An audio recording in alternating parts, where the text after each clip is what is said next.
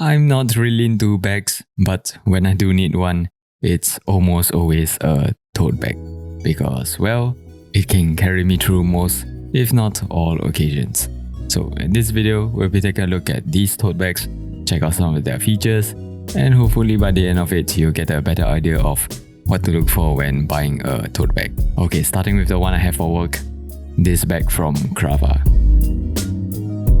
So Cravar is a brand based in Jakarta, Indonesia, and they've got a whole lineup of bags, all also made in Indonesia, in leather and wax too.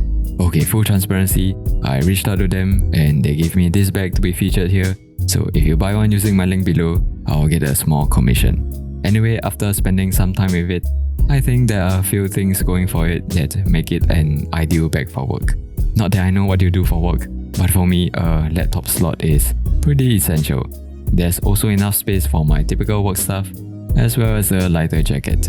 In terms of materials, the wax twill offers some protection from the occasional rain, and the veg tan leather accents, which were also tan in Indonesia, complements the bag. Not sure how both materials will patina over time, but I'm guessing it will be subtle given their darker colors. The double stitch seams on the sides and rivets on the handles also add to the durability, but like desk divers, it's overbuilt for most offices. Not that I'm complaining, if anything, it shows their attention to detail. You know, details like a cleanly finished interior, a reinforced leather base, and even the classy sounding studs. Now, I think what makes this bag particularly suitable for the office, style-wise, is how it has a structured look to it. The straighter lines and its slim profile creates a silhouette that goes well with smart and casual outfits, so I'd say it fits right at home in most modern offices. If I had to nitpick, maybe the strap is a tad long on my short frame, but on the other hand, it's a good length to slip over my elbows while I'm doom scrolling.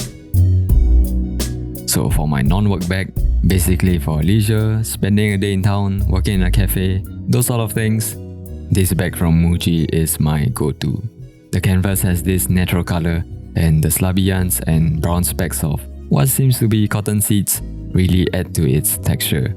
Anyway, what I look for in a casual bag like this, apart from the pockets, which this bag has 2 on the outside and 2 on the inside, is that it shouldn't be overly floppy. Something about floppy bags that always cause items to spill out, but on this, the stiff canvas has a natural fold along the pockets to prevent that. Also, side note, you can't always hang your bags on some chairs, so definitely get something like this Muji hanger to make your life a little easier. In terms of space, it can comfortably fit my daily essentials without overflowing, and in terms of style, it's pretty basic. I guess some guys these days still think tote bags are only for the ladies, but I think the trick is to get one that's less flat out, less trapezium shaped, and something like this with a more boxy shape to it. Now this is the tote bag I'd use for a short weekend getaway.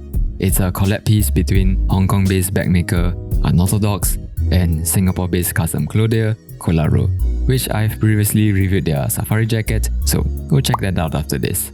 Again, full transparency, Collaro gave this to me a few months back. Didn't even ask to feature it in this video, so if you're watching, hi Travis.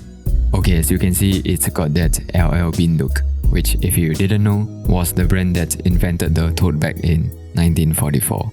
And like the Muji bag, the canvas on this has specks of cotton seeds, though it feels heftier, more heavy duty. Now at this point, you might be wondering why I don't have any leather tote bags. I'm not necessarily against leather tote bags, it's just that I much prefer canvas because 1, it's usually cheaper, 2, it's lighter, and 3, I get the whole aging well and patina thing, but on large items like a bag, I can't help but be self-conscious of any scratches.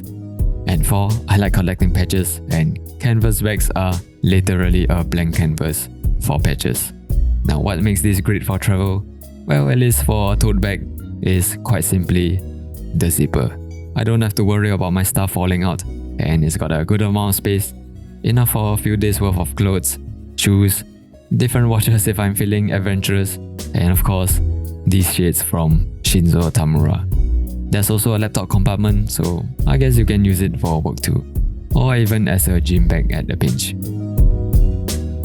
And finally, for really quick errands where I just need my phone, wallet, and sometimes water bottle, this XS dumpling bag from Singapore label, Beyond the Vines, is exactly what I need.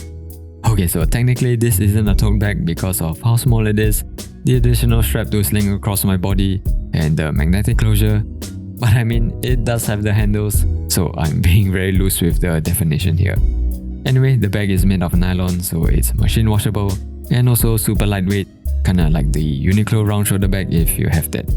I will say the trapezium shape and color blocking does make it look more feminine, but I think I've actually kinda grown into it.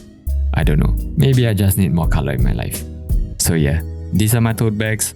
Hopefully you found this video totally useful, and until next time, stay subtle.